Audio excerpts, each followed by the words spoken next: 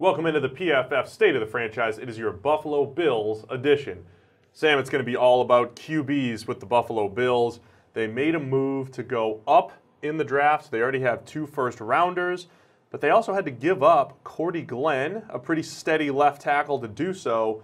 Let's just look, broad overview of this roster. It's not looking great on offense, and losing a guy like Cordy Glenn is a big loss, but they had to kind of make that move to go get their quarterback. And they made the move that everybody expected in terms of getting rid of Tyrod Taylor, starting over fresh at the quarterback position. Did you shed a tear when Tyrod moved on? It was coming for a long time. We all knew that this team was not committed to Tyrod Taylor from the outset, really. From whenever they first signed him to a relatively big money deal, they were looking to upgrade the entire stretch along. Now at least they're positioning themselves with the ammunition to go and do that in the draft, and they should be one of the biggest players for a quarterback in the first round. Yeah, so there's plenty of stuff out there describing the quarterbacks that we love, but they're sitting there now, top half of the first round. They have the ammo to potentially move up. It feels like it's going to be one of those, maybe not they're going to get one guy, but depending on how the draft falls, can they get up to that 5 range where Denver is? Are they going to try to get up to 4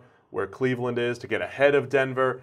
So there's still a lot of question marks there, but I think it's got to be the right guy for them, not necessarily just Josh Allen because it's a big arm and they're in Buffalo. Well, that's the important thing for this, is that they are still dependent on other teams at the top of the draft dictating who they're going to get a shot at drafting. So even if they wanted to get themselves all the way up to 4, to 3, to 5, somewhere in that top range, they're still potentially going to be dealing with the 3rd, the 4th best quarterback available if those guys go off the board 1, 2, 3 sequentially. They need to be comfortable with their evaluations of those top 4 quarterbacks because they don't know who they're going to have a shot at getting yet. If they do decide to let the draft come to them, to me, the next tier of first-round type of quarterback, Lamar Jackson, Josh Allen, Mason Rudolph, all guys that I wouldn't mind, because they have the 2 picks, I wouldn't mind them taking a shot on one of those guys, even though I think they're a step below the Sam Darnolds, the Baker Mayfields, and the Josh Rosens of the world.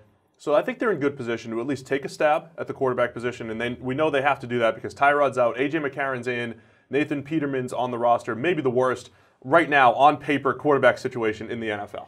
And the thing is, the way they acted with Tyrod Taylor as their quarterback, this team needs a new franchise quarterback. They're not satisfied with a quarterback that may be a top 15 guy, but no better. That's why they moved on from Tyrod in the first place. So I don't think they're going to be targeting guys like Lamar Jackson, like Mason Rudolph, guys you don't necessarily think are going to be that top-tier quarterback, but could be viable NFL starters.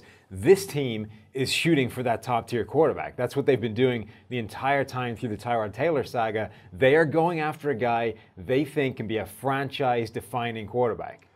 So no matter which quarterback they bring in, not the best set of playmakers for them. Zay Jones, last year's second-round pick, we liked him coming out of college, had a rough rookie season. You have Kelvin Benjamin, who's best at contested catches, which is kind of a question mark, right? If that's the best thing that you do. So he's got that nice big body that can go up and get the ball, but can he separate? Not the best group of playmakers, and the offensive line also with a bunch of question marks. Even worse now with Richie Incognito announcing retirement. And Eric Wood. So that's 2 of their interior linemen announcing their retirement. Cordy Glenn gone, was arguably their best offensive lineman when healthy.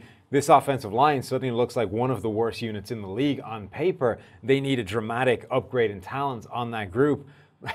Plus the fact that you've got no quarterback, plus the fact that they've got nobody to throw to. This is an offense that needs a lot of ammunition thrown its way. All right, so we'll talk about some of their draft options in a minute. Let's go to the defensive side of the ball, where they at least made some strides last year. Sean McDermott, first-year head coach, implementing more of a zone-heavy scheme. They get Tre'Davious White in the first round at corner. And if Marshawn Lattimore is not in the league last year, Tre'Davious White is a Defensive Rookie of the Year candidate and just an outstanding rookie season for him. What else do we need to add to this defense? Is it just pass rush? Is it just interior defensive line? I think front 7 as a whole needs to be addressed. Yeah, I mean, even with Lattimore in the league, Tre'Davious White was PFS Rookie of the Year. So this is a guy that was phenomenal in his first season, which is not an easy thing to do at cornerback. Even elite talent cornerbacks tend to have some kind of transition to the NFL level. Even Darrelle Revis back in the day was only pretty good as a rookie. Didn't have anything like the kind of season we saw from White and Lattimore. So that was an incredible season. They do need some help, this defense. I think across the board, all three levels, they could stand to upgrade, particularly up front. They traded away Marcel Darius last year, midseason, to the Jacksonville Jaguars.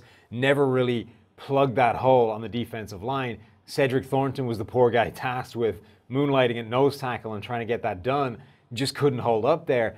They brought in Star Lotulelei in the offseason from the Carolina Panthers in free agency, but his career has just been nosediving since his rookie season, really. He's gone downhill almost every single season in sequence, has not been the kind of run defender that he looked like he was going to be, had just 45 defensive stops over the past 3 seasons.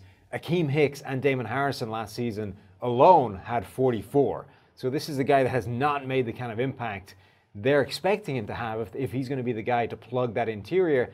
They brought back Kyle Williams, one of their old stalwarts, but at this point he is kind of running on fumes. At best, has a few big games in him over the course of the season, not the perennial interior disruptor that he used to be. So there's essentially holes all across the offensive side of the ball, in the front seven, as we've mentioned. Secondary, though, nice little additions last year. Micah Hyde, Jordan Poyer come in and play safety, do a really nice job. We mentioned Tre'Davious White. They bring in Vontae Davis. He's just a few years removed from being one of our top-graded corners. I think it's a worthwhile risk there.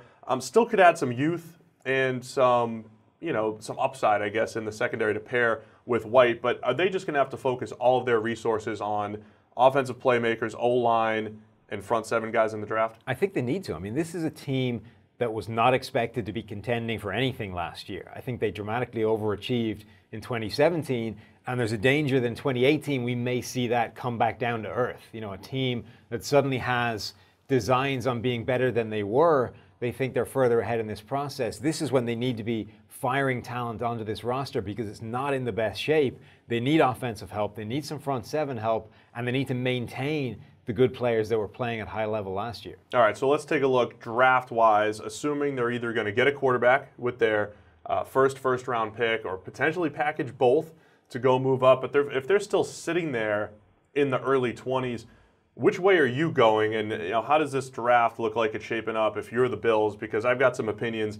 I might just go offense both ways when it comes to picking in the first round. Yeah, and I don't know what you're going to do at quarterback if you don't package those picks to move up. I think they have to package them to move up. Like I said, they're not satisfied with a middle-tier quarterback. They're not satisfied with a guy they think can just start and do no better. They want a guy that'll be top 10. Where are they going to do that? We already have Browns, Giants, and Jets, 1, 2, and 3. How are you going to jump those teams? They're going to have to package to get up to 5 at the minimum, maybe higher than that. They're going to have to package those 2 first-round picks, probably additional picks to get up into that top 5 and get the 4th of the top-tier quarterbacks. It's risky. It's risky because at that point, I guess, if you get by Denver, you might be the next team that's picking a quarterback. If it's me, I'm going to sit, wait, get whichever quarterback is there because we do have 5 or 6 first-round grades on these QBs, and then give me another offensive playmaker, whether it's a Dallas Goedert later in the first round. The receiver class doesn't have a ton of first rounders, but if you have a James Washington or a Calvin Ridley available there, get that first nice playmaker for your QB. And there's a lot of offensive line help at that point in the draft. You could probably have at least one of the top 2 tackles, Mike McGlinchey out of Notre Dame or Connor Williams out of Texas. One of those 2 guys is likely to be there. There will be one of the top guards there, where Quentin Nelson will be long gone, the top guy from Notre Dame. But Isaiah Wynn out of Georgia or Will Hernandez out of UTEP, one of those 2 guys would be there and dramatically upgrade that line as well. So you're going to have options.